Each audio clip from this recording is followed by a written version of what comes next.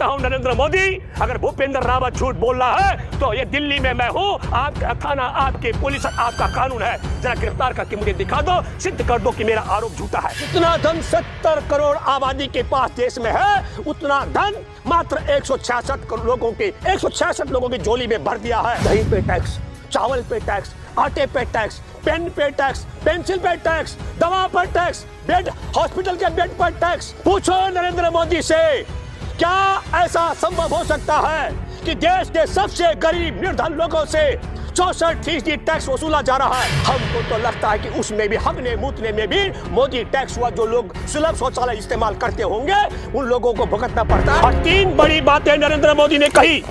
हमारे देश में अभिशाप बताया गया है परिवारवाद को, और मैं बताना चाहता हूं नरेंद्र मोदी के मंत्रिमंडल में पीयूष गोयल, वेद प्रकाश का बेटा हर वेद प्रकाश केंद्रीय राज्य मंत्री थे अटल बिहारी वाजपेयी के सरकार में।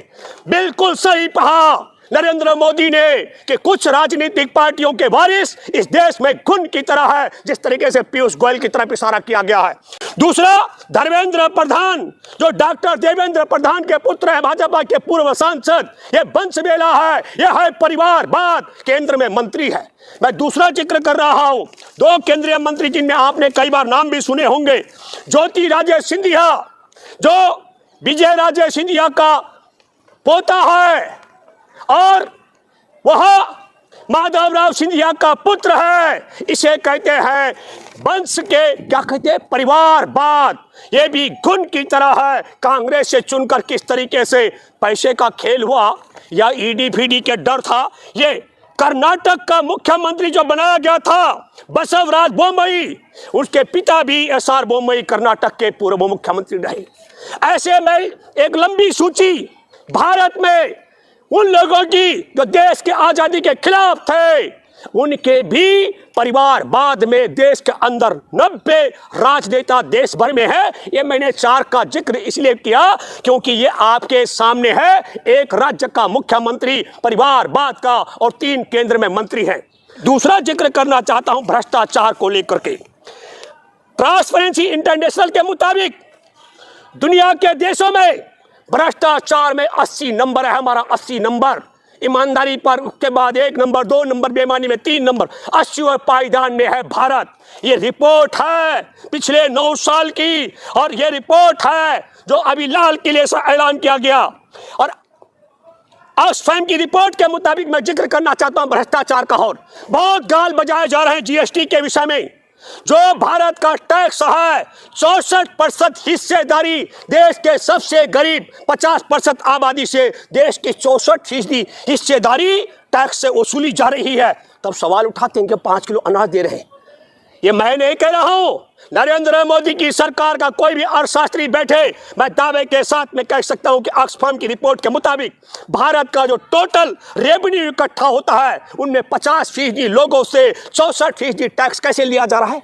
दही पे टैक्स, चावल पे टैक्स, आटे पे टैक्स, पेन पे टैक्स, पेंसिल पे टैक्स, दवा पर टैक्स, बेड, हॉस्पिटल के बेड पर टैक्स। और मुझे तो लगता है कई लोग कह रहे थे नरेंद्र मोदी के आने से पहले शौचालय पर टैक्स नहीं था, 1 रुपए 2 रुपए था सुलभ का रेट।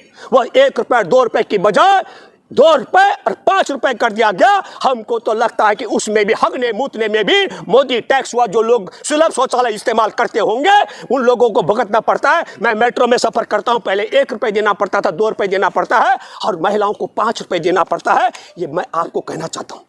40% अगली आबादी जो देश में मध्यम वर्ग की है उनको 33% टैक्स अदा करना पड़ता है। 64 और 33 आप समझ रहे हैं, और ये हो गया 97% टैक्स। और भारत के जो 10% धनवान हैं उनको टैक्स कितना देना पड़ता है? मात्र 3%।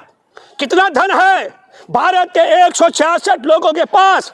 इतना धन पहुंचा दिया नरेंद्र मोदी की सरकार ने।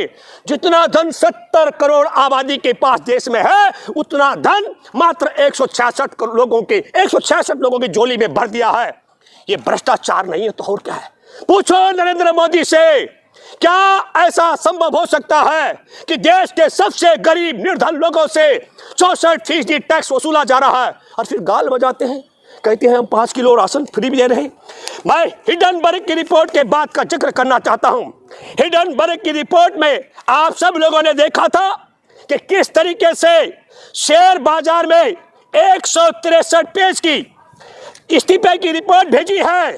अडानी के बंदरगाह में ऑडिटर के तौर पर डेलाटर ने इस्तीफा दे दिया और 163 पेज की रिपोर्ट इस्तीफे के रूप में जो भेजी गई है शेयर बाजार में, उसका कारण क्या है? हिडनबर्ग की रिपोर्ट में क्या था? शेयरों की कीमत में हेराफेरी का आरोप, पूरी पड़ताल थी, खातों में धोखाधड़ी का मामला था और फर्जी कंपनियों के जरिए धन गुपचुप लेन देन का आरोप था। और ये ऑडिटर ने उस हेराफेरी को पकड़ लिया तो अडानी नहीं मानता है, और अडानी जब नहीं मानता है तो ऑडिटर ने 163 पेज का इस्तीफा दिया है।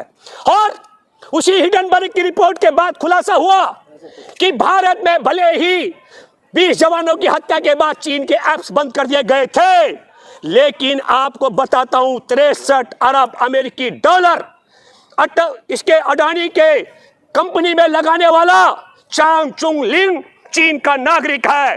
तो मैं ये बात भी कहना चाहता हूं, ये भ्रष्टाचार ही नहीं, देश के साथ गद्दारी भी है, क्योंकि चीन का 63 अरब अमेरिकी डॉलर अडानी की कंपनी में लगाने वाला नरेंद्र मोदी का यार है, और नरेंद्र मोदी ने उसे बंदरगाह दे दिए और बंदरगाहों की ऑडिटिंग करने में हेरा फेरी हो रही है। ऑडिटर ने इस्तीफा दे दिया।